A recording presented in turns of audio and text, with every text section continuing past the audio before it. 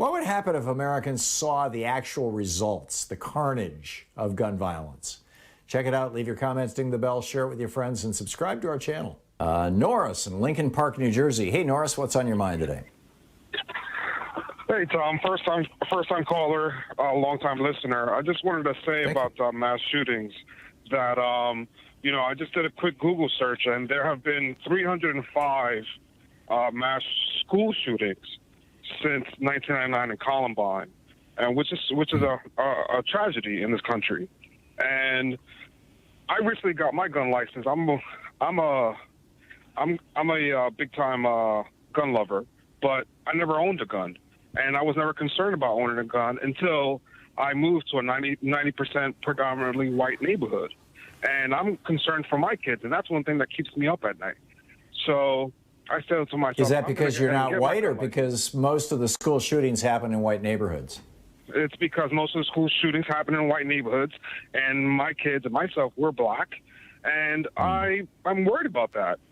So yeah. I think an idea is that we should have someone put posters on both sides of Pennsylvania Avenue of all the mass shootings that have happened in this country since 1999, since Columbine, to show how many mass shootings there have been and how many people have died because of the lax gun laws in this country.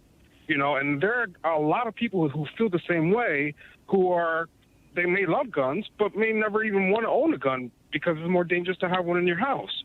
But because everyone else has guns, they say, you know what, everyone's got them. I have to have protection for myself and my family too. And that's the same reason why I purchased one. But we shouldn't have to go to that step because we're afraid to live in our own country.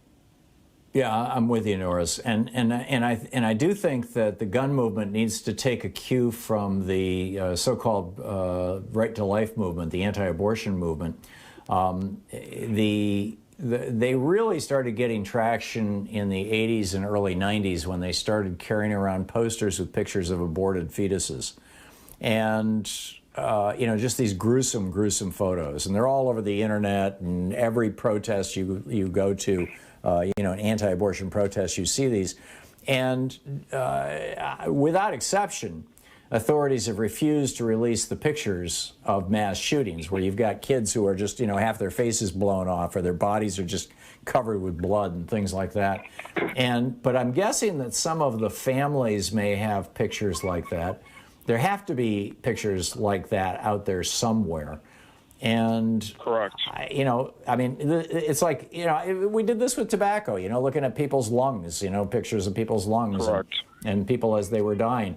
I don't think most Americans, we have so sanitized our news, and even in our cops and robbers shows, somebody gets shot and maybe a little blood comes out and they fall down and they go, oh, instead of flopping around and screaming in pain as probably happens, 4/5 of the time when somebody gets shot. We have so sanitized it that I don't think people get it. It's an abstraction.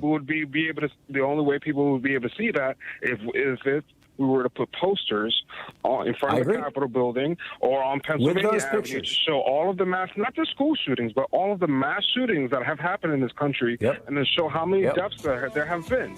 Because people shouldn't be afraid to live in their country in order to buy guns because they're scared to go to the movie theaters or to the store. I'm with you, Norris. And do an annual march on Washington, D.C. the way that the Catholic Church does every year, against abortion. It's like step by step. Thanks, Tom. I really appreciate it. Thanks, Tom. Thank you, Norris. Great to hear from you. I appreciate the call. Thank you.